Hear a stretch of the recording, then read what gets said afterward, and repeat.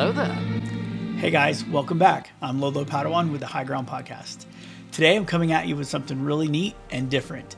So obviously I've shared a lot of the sabers that I've bought over the last year, and I've talked about some comparison videos, and I've done some unboxings. All of those are really great and really fun. This is sort of another unboxing. The only difference is this isn't a brand new saber.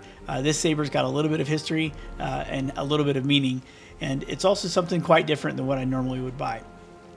I have been looking for an installed Vader lightsaber for a little while now, and on Black Friday there were some sales going on, and I just happened to creep onto Discord at the right or wrong time, depending on who you ask, and I saw folks talking about Goth3D offering some sabers, and that all week long, every day, they were going to be posting some special saber that they were trying to sell.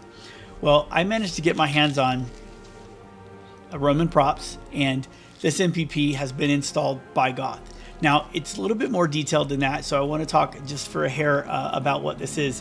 So there are a lot of people in the community that know Shane Craig, for example. Shane Craig, really awesome guy. He's helped me with a couple different vintage builds, and he's always there to answer questions. He's a great person to talk to. He's a good friend, and definitely, if you ever have questions, you need to know something, he's a great person to go to. But we don't know him often as Dagobah Swamp, and so Dagobah Swamp, named on a couple of boxes back there, a couple of boxes back there. Shane actually helps design and make lightsabers as well. And what's really unique about this, and I'm going to tear this apart and show you guys the examples of what's going on inside. So this is a full master chassis install. This is actually the master chassis that you see now on Goth3D's website for a Roman Props MPP.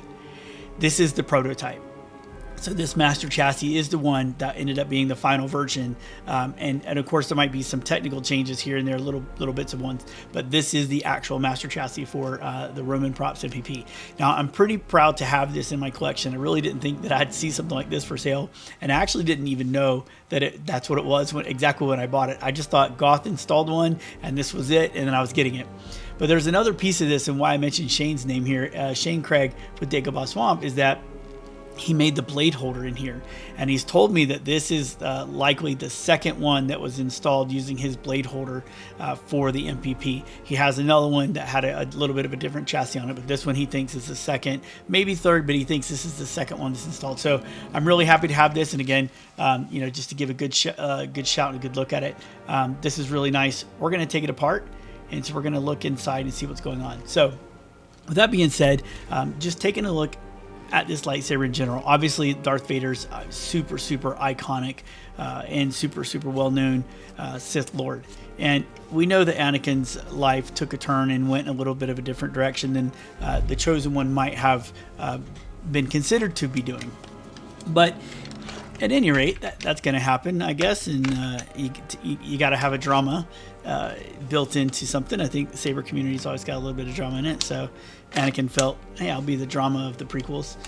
So once he turns, he kind of converts his lightsabers over. Now, what's really neat about this one is that it looks quite a bit like the Episode 2 lightsaber with this big old chunky box and things like that. So if you're looking at it from a progression standpoint, he goes away from this in Episode 3, and it's got more chrome. It's got nice middle section there that's got good knurling and some stuff on it. But then this one kind of comes as a throwback to what he was doing in Episode 2. Or if you're old like me, then you'll see it as this is the first lightsaber we ever see Darth Vader holding. So with all that being said, this is something that's really cool, really special. This is the first lightsaber that's ever seen on TV. And when you get a chance to see it on TV, it's Vader going nuts and crazy inside the tunnel there on the Tantive. So really awesome. And here's what we're looking at today. So in general, top to bottom, this is a full metal master chassis, and there's a lot of bit and pieces here to go on, and there's so much detail that's been done. There's some intentional corrosion on here. You can look at the brass and you can see the weathering and the materials, the things that they've done to the brass itself. There's also some copper bits that I'm going to show you as well inside here. This is my this is my tactile switch up here. It's a single button. You can see the dual crystals coming in down there. But just looking at this overall top to bottom, I mean, this is really something unique, and I just love every bit of it. I think my favorite part probably comes down to this section right here. I really enjoy what's happening on this end of the lightsaber.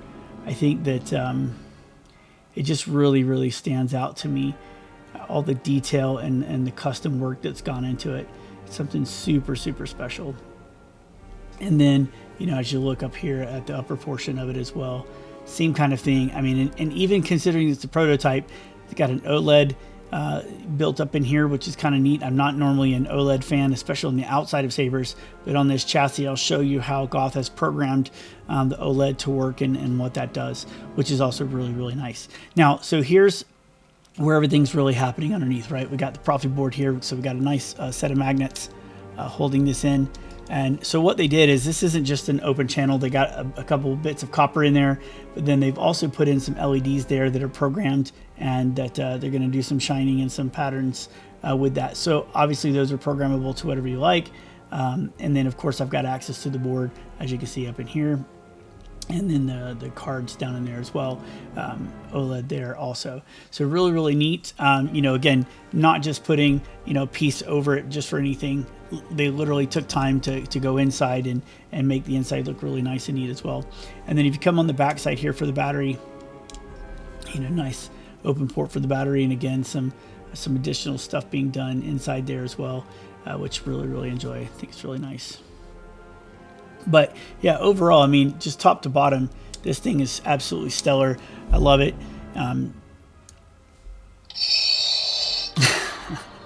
Never gonna get tired of that. And so here we go, beautiful saber, nice lights. You can see the LEDs kicking on in there. We can get the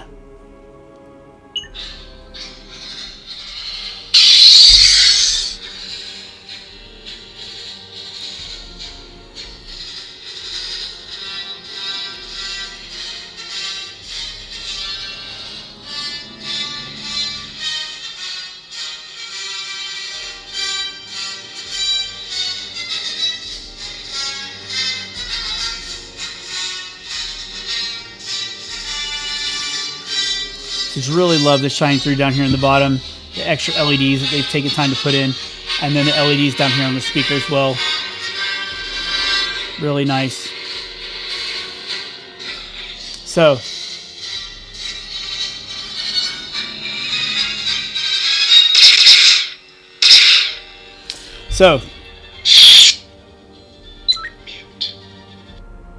all right, so we got the sound turned off now, but so this is what I really love. I mean, I think overall, top to bottom, it's really nice. I love this display. This is probably my favorite version of having an OLED on here, is having something that looks like it's you know, electronic display that's giving you an idea of what's happening performance-wise, things like that. But very nice lightsaber. The chassis itself, again, just absolutely stunning. So, you know, a couple different things about this type of stuff is that, one, I'm not a crystal chamber fan, so to speak, because what I mean by that is I don't like sabers that you just break apart in the middle and, hey, there's this crystal chamber and it's hanging out, and the saber just kind of looks a little funky because it's got this crystal chamber in the middle hanging. But this is something a little bit different. I don't mind seeing like a core that exists in this quality and this much detail that you can, you know, take along and go, hey, this is, you know, an integral part of the saber. The saber can't function without it, so to speak. And so that just really takes on a whole different meaning. It's something completely different to me because it's more in universe, more in world than not. And I think that's the really cool part about this. So obviously, once you get the saber done up and installed here, you're gonna just take this bad boy, you're gonna screw this back on. Get this nice and tight down here, and then I think we've got tighten this little bit right here. This is the screw that releases up here, and there we go. So it's a little bit muted because there's just for actually purposes, there's just a one ported hole. So I might consider getting another pommel cap that I can put on it. But here we go. This is my Goth3D installed Roman Props MPP Master Chassis Vader A New Hope lightsaber. I'm super excited with it. I'm super happy for it, having reached out and grabbed it. I do feel a little bit bad of how that happened. So if any of you guys want to hop on Discord and go into the Saber channel, and you can just, do a little bit of searching, you might figure out kind of what went on that day. But this is awesome. I'm glad I didn't miss out on it. And I thank you guys. I'm going to just end here, but I really appreciate you watching. I thank you very much for all the watches, all the time that you guys have spent watching. And so if I can do anything by answering any questions, or if you have any comments or criticisms, please don't hesitate. Let me know. Drop a line on there, and we'll see you next time. He was a cunning warrior. You were the chosen one! And he was a good friend. You were my brother, Anakin! I loved you!